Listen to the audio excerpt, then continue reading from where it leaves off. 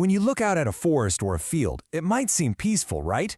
But just beneath that calm surface, there's a secret drama playing out.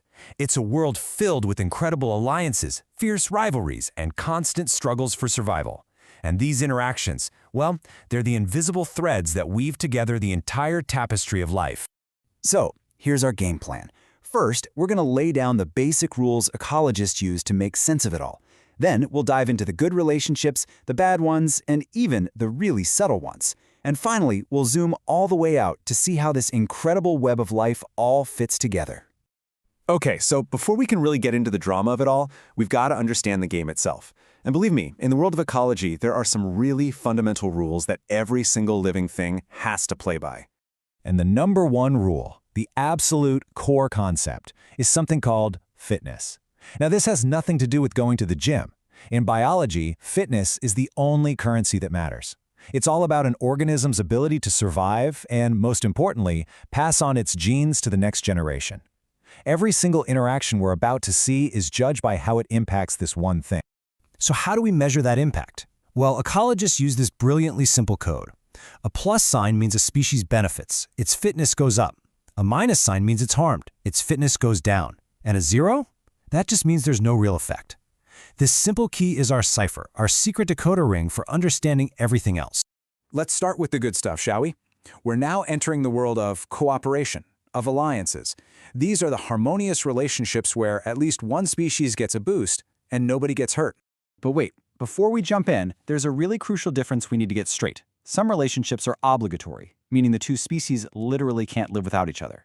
Others are facultative, which means the team-up is helpful for sure, but they could survive on their own if they had to. Keep that in your back pocket. First up, we have mutualism. This is a plus-plus relationship, and it's the perfect example of an obligatory bond. Just look at lichen. It looks like one thing, but it's actually a fungus and an alga living in perfect sync. The fungus gives it a home, and the alga makes food. You pull them apart, they both die. It is the ultimate can't-live-without-you partnership. Now, next up is proto-cooperation. This is also a plus-plus, but here's the key difference. It's facultative. You see this hermit crab? It gets protection from the sea anemone's stings. And the anemone? It gets a free ride to new places to find food. It's a fantastic deal for both of them. But if they split up, they'll be just fine. It's a helpful team-up, not a pact for survival. And now for a totally one-sided deal, commensalism. Using our code, it's a +0. This is basically the free rider of the natural world.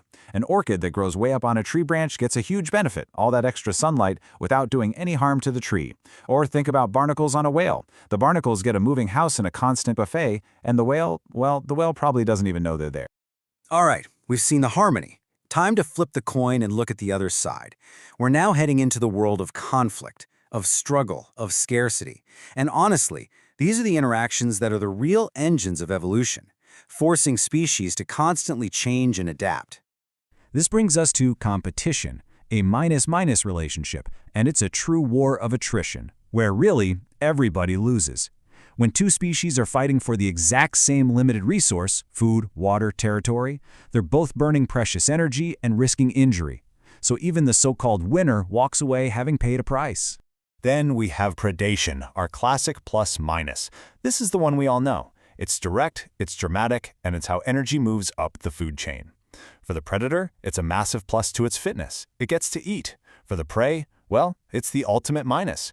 This single type of interaction is responsible for so many incredible adaptations, from speed and camouflage to poisons and armor.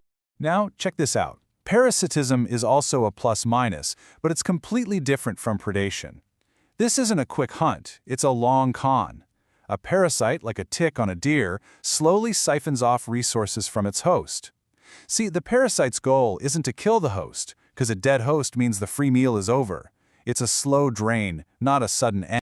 So we've seen cooperation, and we've seen conflict, but some of the most interesting interactions out there are way more subtle. They're not always direct, but their ripple effects can shape an entire ecosystem. Take amensalism, a -0. This is basically ecological collateral damage. A perfect example is the mold that gives us penicillin. That mold isn't actively trying to wage war on bacteria, it's just living its life, and as a byproduct, it releases a chemical that just so happens to be deadly to them. The mold is totally unaffected, but for the bacteria, it's a disaster. So what about a 0-0? That's called neutralism. You might think, okay, a spider and a deer living in the same forest, surely they have no effect on each other. And you might be right. But here's the catch. True, pure neutralism is incredibly rare.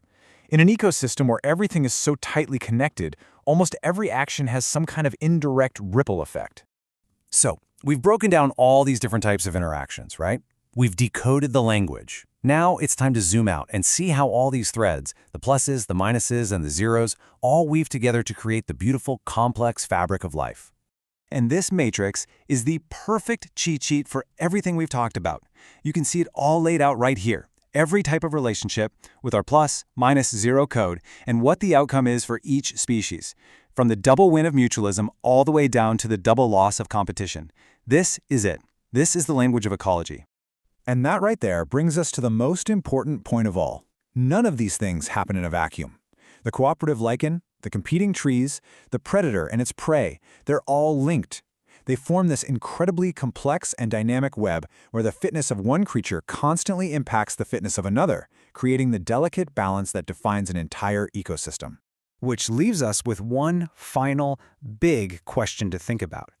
After seeing just how deeply and intricately everything is connected, through cooperation, conflict, and even just by accident, in a world like that, is it even possible for any interaction to be truly neutral?